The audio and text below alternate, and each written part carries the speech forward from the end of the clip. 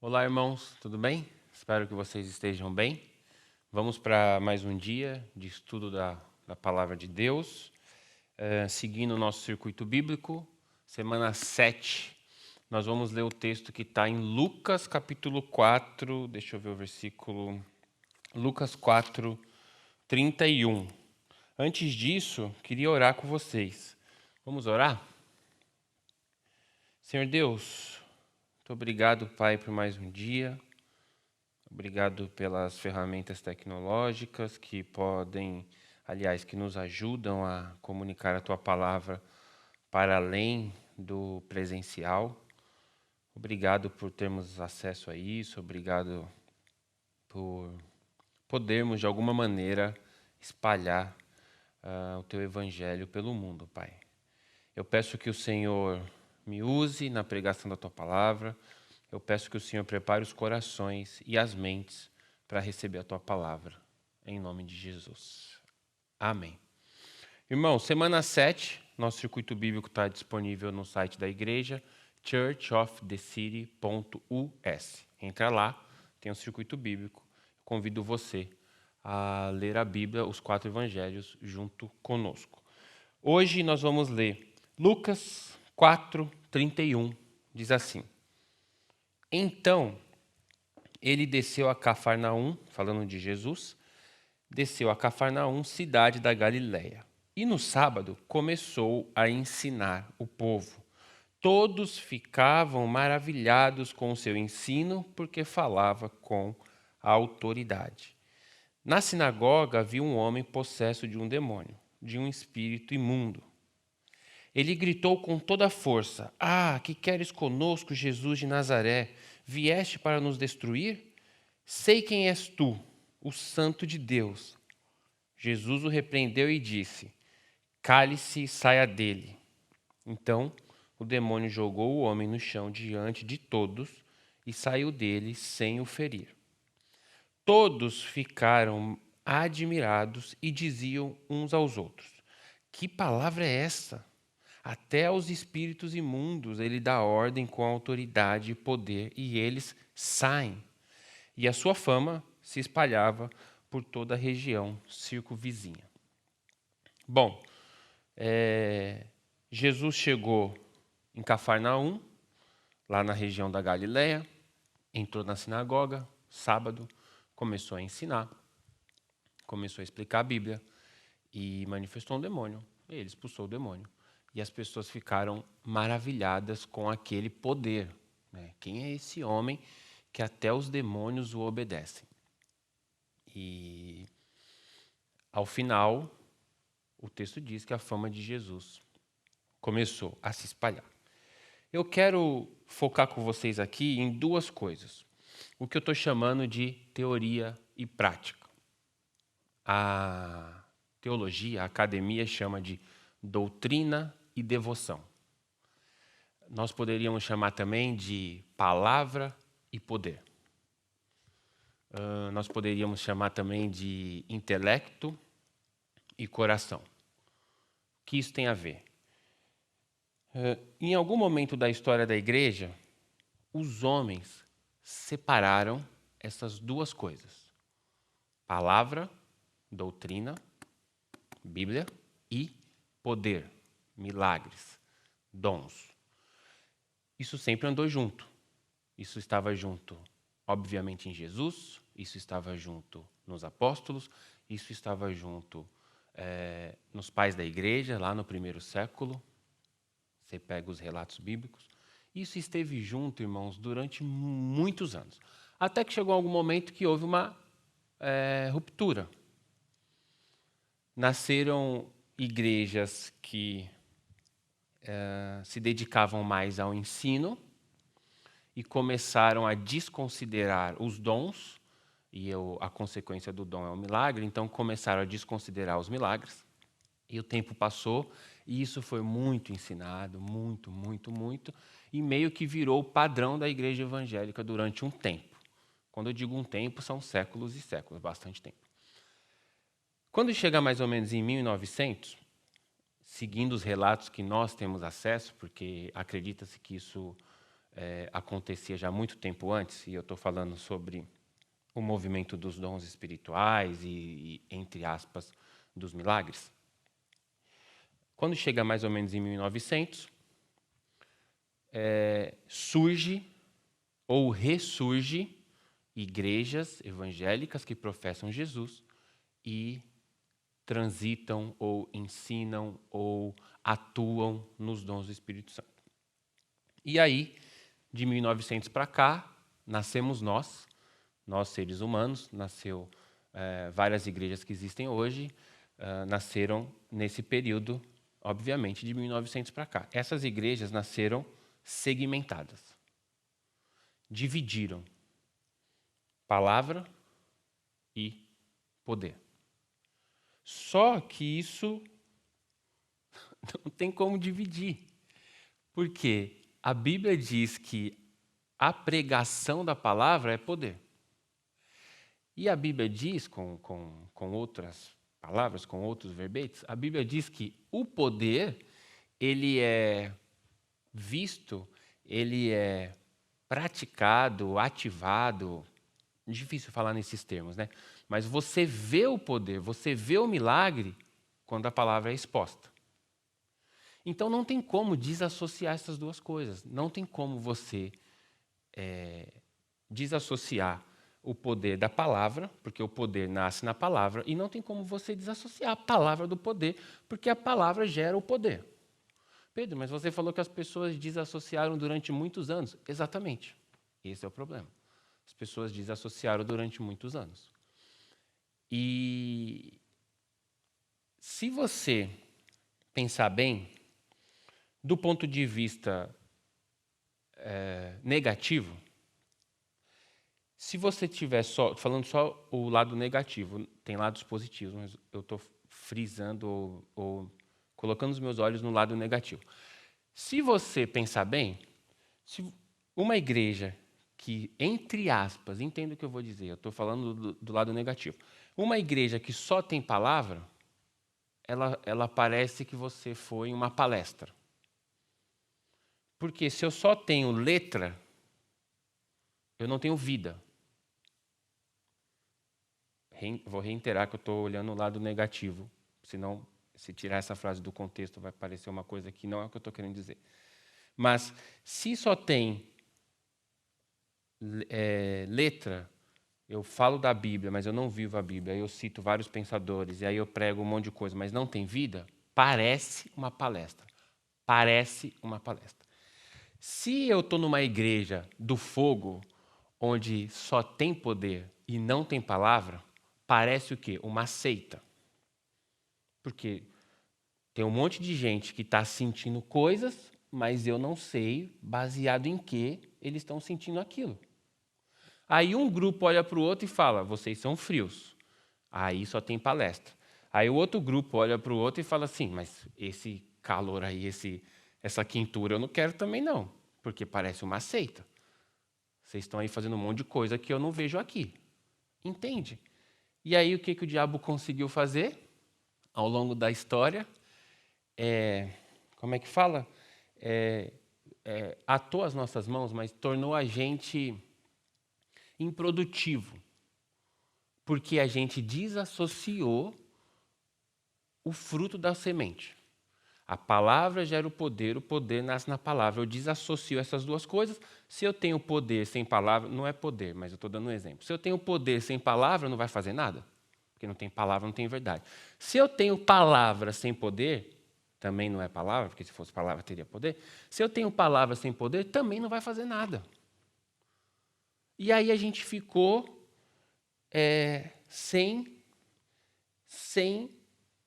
contribuir, sem dar vida para a humanidade, sem atuar como o corpo de Cristo. Jesus falou, vocês farão obras maiores do que eu, vocês farão mais, em maior número do que eu. Tá, Pedro, o que tem tudo isso aí que você está falando tem a ver com o texto? Então ele desceu a Cafarnaum, cidade da Galiléia, e começou a ensinar. Palavra, doutrina, Bíblia, tem que ter Bíblia. Começou a ensinar. Todos ficavam maravilhados com o ensino, porque ele ensinava com autoridade.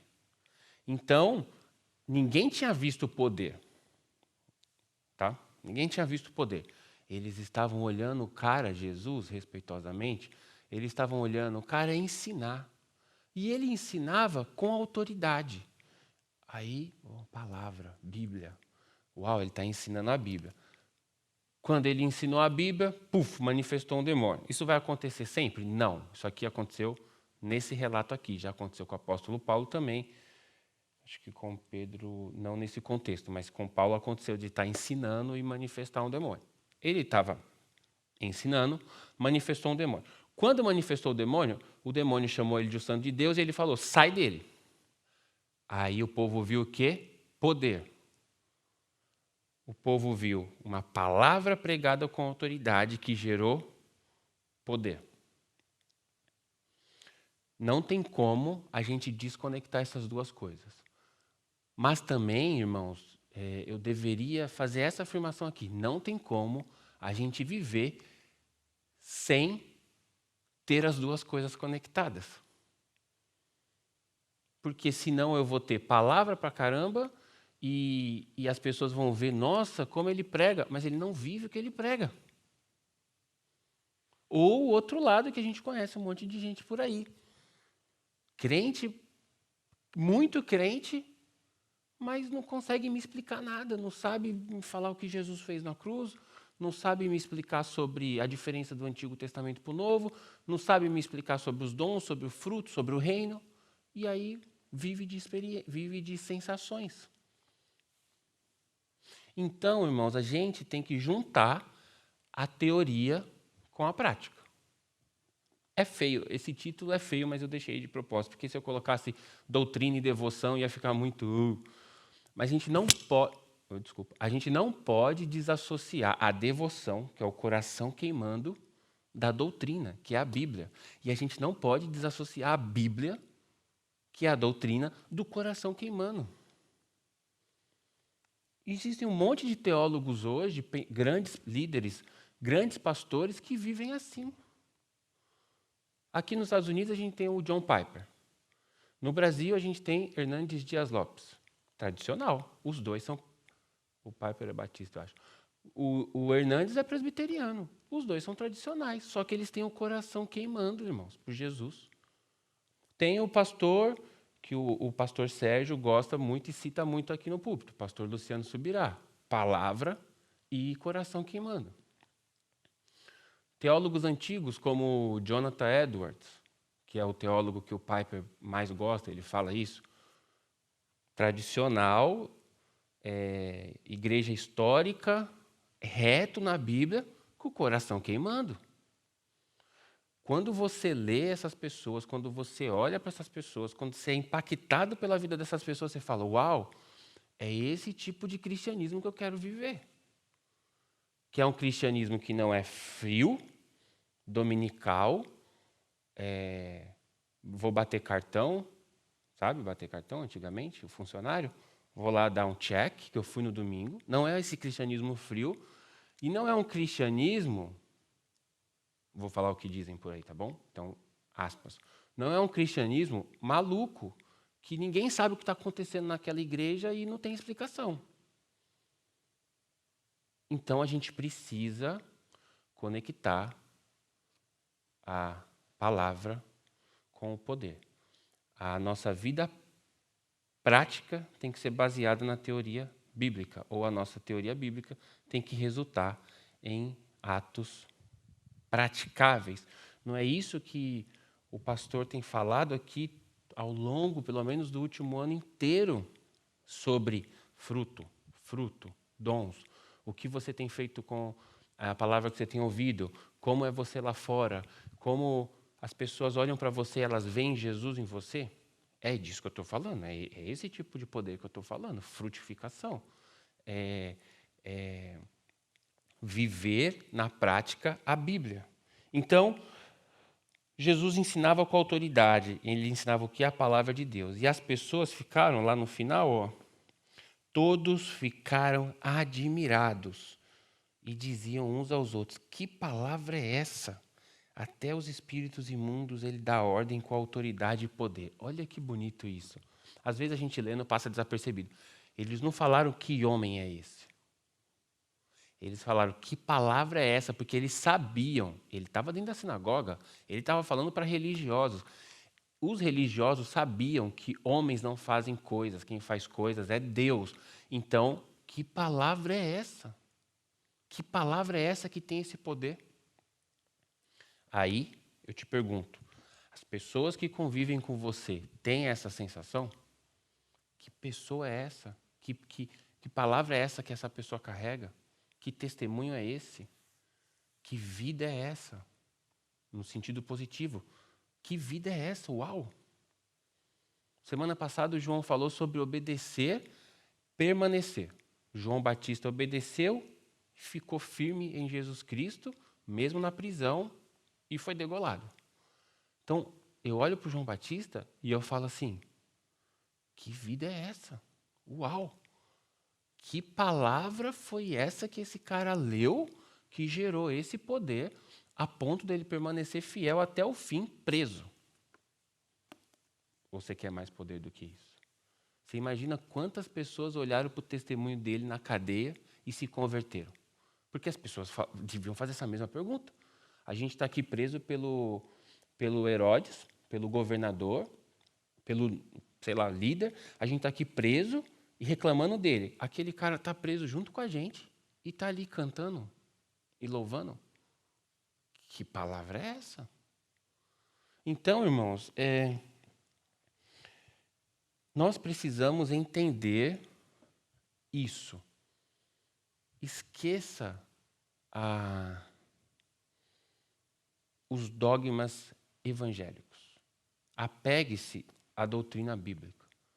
A doutrina bíblica te ensina que palavra de Deus gera fruto, poder. Que a doutrina gera uma devoção, devoto a Deus, a palavra dele. E que você vai fazer frutos, você vai dar frutos, aliás. Você vai dar frutos. Não só o fruto do Espírito, agora eu estou falando frutos de milagres. Jesus falou isso. No texto clássico de Marcos 16, ele diz, o texto da grande comissão, Marcos 16, 15, e disse-lhes, vão pelo mundo todo e preguem o evangelho a todas as pessoas. Quem crer e for batizado será salvo, mas quem não crer será condenado. Estes sinais seguirão os que creem.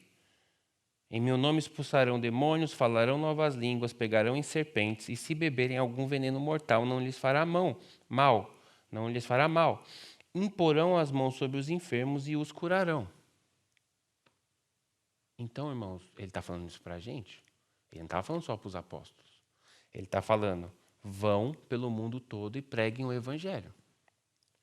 Se ele tivesse... Vou só abrir um parênteses teológico aqui. Se esse texto fosse aplicado só aos apóstolos, pegarão na serpente e não vai ficar doente, vai curar os enfermos, vai falar línguas, vai expulsar demônios. Se essas coisas aqui fossem só para os apóstolos, a primeira parte do texto também seria só para os apóstolos. Ir para todo mundo e pregar o evangelho. Então, se você já ouviu alguém falar que essas coisas aqui eram só para os apóstolos, então pregar o evangelho também era só para os apóstolos. Está no mesmo texto, é a mesma frase. Logo, se pregar o evangelho é para nós, então as outras coisas também são para nós. Então Jesus fez tudo aquilo que eu te falei, ensinou com autoridade, expulsou o demônio, palavra e poder. Aí ele fala assim, agora vocês vão em meu nome e vocês farão as mesmas coisas. Vai pelo mundo todo, prega o evangelho, quem crê e for batizado será salvo. Estes sinais que eu vou falar agora seguirão aos que creem. Em meu nome expulsarão demônios, falarão novas línguas, pegarão em serpentes. Se beber algum veneno mortal, não lhes fará mal nenhum. Imporão as mãos sobre os enfermos e os curarão. É isso que Jesus quer que a gente faça. Jesus quer que você viva como um cristão que tem doutrina e devoção. Jesus quer que você viva como ele viveu, teoria e prática. E eu te convido a fazer isso comigo, me ajudar a fazer, eu vou te ajudar a fazer também. E junto nós vamos ler a Bíblia e praticá-la. Ler a Bíblia e praticá-la. Ler a Bíblia e praticá-la. E aí daremos frutos para a glória de Deus. Tá bom? Que Deus te abençoe, em nome de Jesus.